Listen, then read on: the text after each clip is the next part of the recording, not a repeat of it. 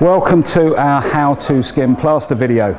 I'm down at the DIY school in Stockport with Len, one of the instructors here, and we're going to show you how to plaster this wall behind us. It's called over skimming. This is an old bathroom wall, if we can imagine that. It's actually a wall at the DIY school, obviously. It's previously been tiled. We're going to show you how we clean all of the tile adhesive off, sweep up, get everything clean and tidy, and then we're going to apply some scrim tape to the wall to divide it in half and show you just how we can manage small areas of plaster at any one time. You don't have to attack that big wall all at once. You can just do half of it by dividing it using scrim tape. So watch the plastering video. We'll have some close-up of how Len handles the float, and you'll see how to skim plaster. The first thing we need to do when we're over skimming is seal the existing plaster to stop the new plaster being absorbed too quickly. We do that by applying PVA, and we dilute the PVA with 1 measure of PVA to 3 of water, mix it up well, and then simply paint it on the wall. If you're a novice plasterer, it won't hurt to put 2 coats of PVA on the wall, both of the same mix, and that will slow down the moisture absorption rate from the new plaster. Simply paint the PVA on the wall using a brush in the corners and edges and a roller on the main section. Divide the wall into areas that you think you can manage by applying scrim tape to the wall, press it in thoroughly, and then we'll start our plastering halfway across the scrim tape.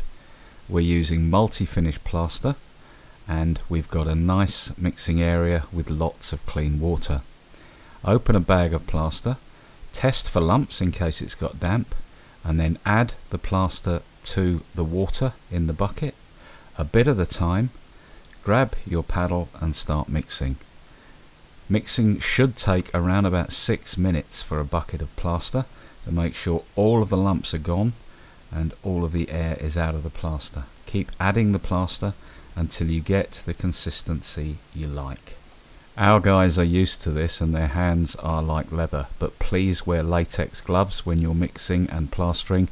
There's a lot of lime in the plaster and it can burn your hands really badly.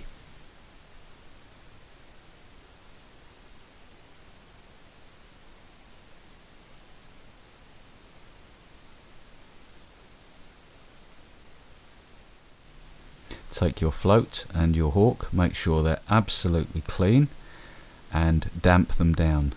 Then spread a tiny bit of plaster on your hawk, forcing it into the hawk. This will stop the plaster sliding off as you plaster. You can see from what Len's doing, he's not loading his float up with too much plaster at a time, just a little bit at a time, and applying it with a shallow angle to the wall, working from the top down. It really doesn't matter where you start on the wall, but look at the angle he's using to apply the plaster. The plaster will go on in 2 coats, the first coat of a couple of millimeters and the second coat of the same. You should end up with around about 5 millimeters of plaster on the wall, and the second coat, as you will see, is applied immediately on top of the first. He's leaving a line down the scrim tape that you saw us apply, and that scrim tape will be pulled off when the plaster starts to go hard, which is when we start to trowel up. That will leave us a nice straight line down the section, and we can carry on plastering to that line after lunch. This saves us doing all of the wall all at once because plaster goes very hard very quickly, and we only want to do small sections until we are experienced. There is another way of doing more coverage in one go, which I will explain at the end of the video. As you can see, Len's getting the plaster on very quickly, working straight from the bucket. We get the first coat on as fast as we can, and he's not at all worried about the float marks that he's leaving in the wall. They will be troweled out later on. You can see by looking at the clock on the wall, we started at around about 1:15, and he's quickly getting the first coat on both sides of the wall.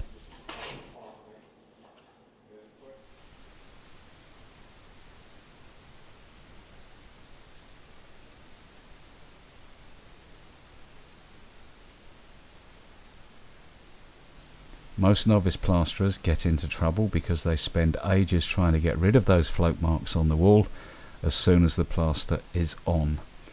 That's never going to happen because the plaster is simply too wet to get it level, flat and smooth at this stage. All you will achieve is moving that float mark from one place to another. As promised, Len is applying the second coat immediately after the first, and then we will wait for that to start going hard until we start to trowel up.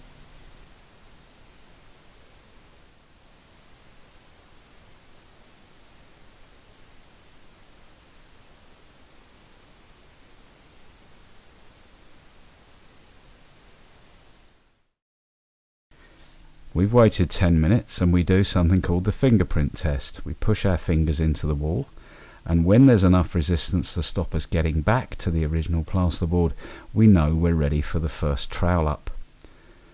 As you can see, Len has got a brush in his hand.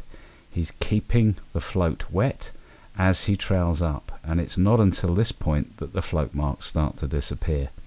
Working his way down the wall, paying particular attention to wetting down where the new wool meets an old wool. That's where it will absorb the moisture most quickly. Brushing into the corner and then working away from the corner with his float, getting rid of the float marks, making sure they're all nice and smooth. Keep your tools clean all the way through the process. This is very important. Plaster goes hard quite quickly and lumps will form on your float as you're plastering, so keep that float clean. Again, you can see from the angle the way Len is plastering, keeping the float perimeter attached to the plaster, but without putting the float all on the surface of the wall. If you do that, the float will stick immediately to the wall. More water goes on to allow the float to run smoothly over the plaster, which is going hard quite quick, and then as promised, we're going to pull the scrim tape down the wall, leaving us a nice straight edge onto which we can plaster after lunch or whenever, whatever break we've taken, knowing that we haven't had to cover too much at once. And there's the lovely smooth finish we've achieved. I promised during the video I would show you another way of doing larger areas in one go.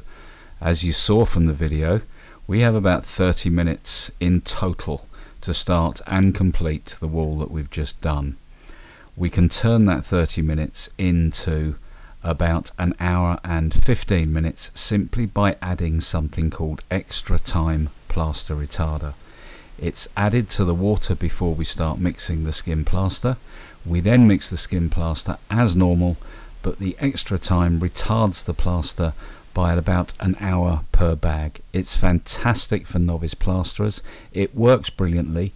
Have a look at our video on extra time on YouTube, and if you want to buy a sachet, click on the box in this screen and you'll get taken straight through to our tool store.